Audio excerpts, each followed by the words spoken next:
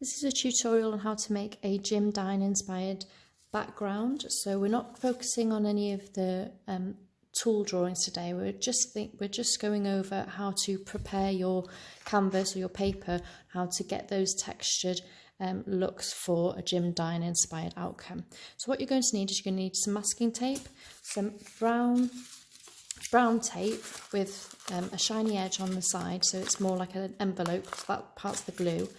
And you're going to need some newspaper, some textured paper if you have any, and something like in sheet music or an old book that you can rip up. So what we do first, you're going to need some paint as well, some white and brown paint, or some tea bags. So what you're going to do first, you're going to prep your background. So we don't want to go over the top, we don't want to fill our entire canvas.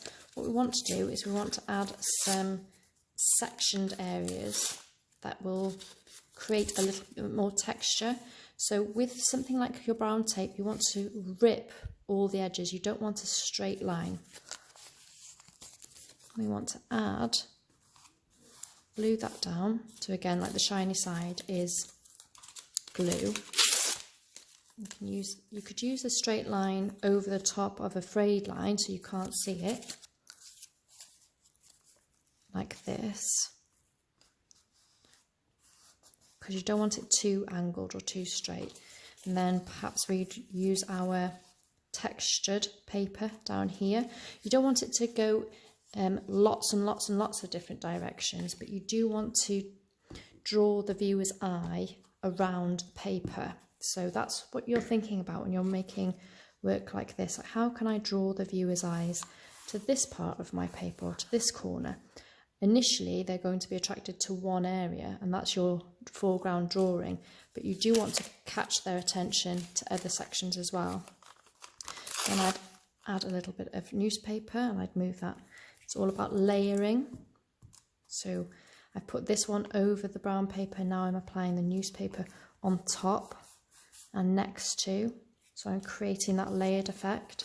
I'm going to rip a bit of my music sheet. I'm going to put that perhaps here. I'm not going to fill my entire canvas with everything. I'm just working in a way that I can draw the attention of the viewer into different sections.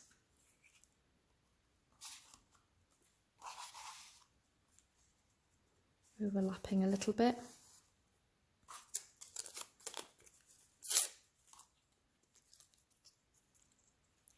A little bit of the brown paper.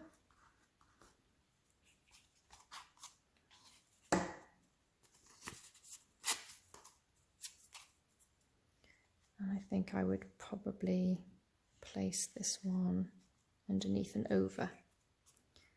Textured side up. I'm just creating a little bit more of a layered effect. And I think that that would be enough. If I was going to add anything else, it might be in this direction, just at the top. And I do it with newspaper and maybe a little bit more of a frayed brown underneath. So I'd put that one, the brown first, the other way, and with the paper over the top. And I think then that I would be completed. I perhaps would be tempted to put something a little bit darker in this section here. Then with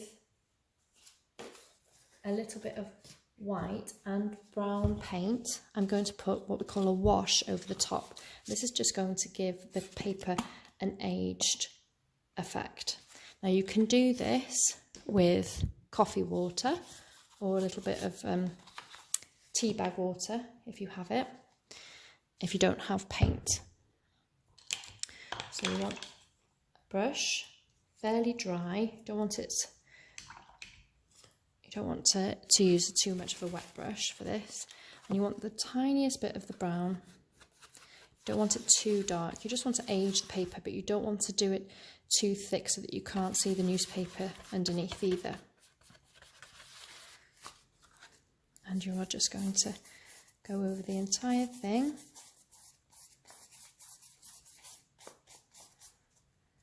Get a bit more white, pulling out the white.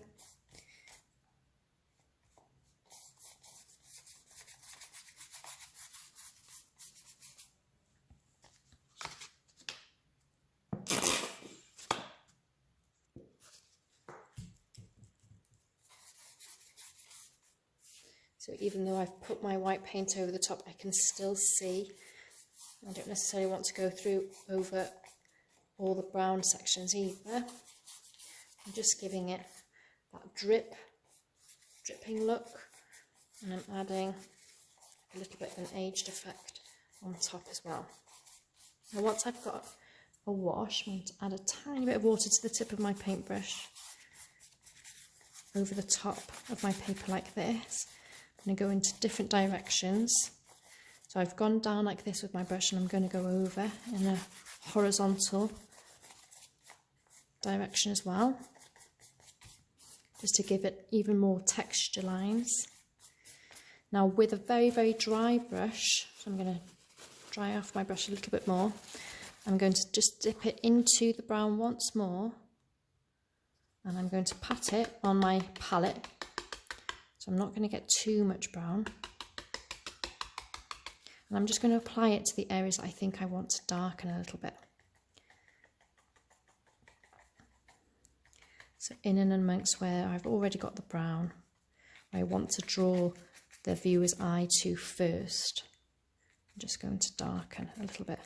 Now already that doesn't look blended so much, it just looks like I've dotted paint.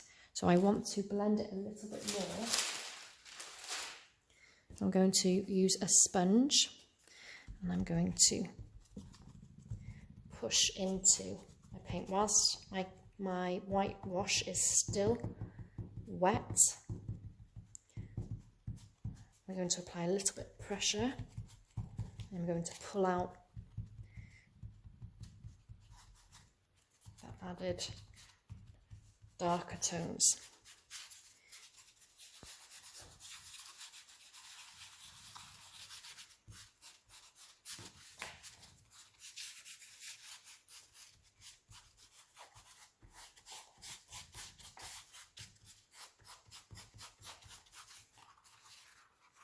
And that's what I have. Once that's dry, then I can either carbon print on top, or I can draw my tool over the top of it, inspired by Dine. So I could trace, once this is nice and dry, I could trace my tool once.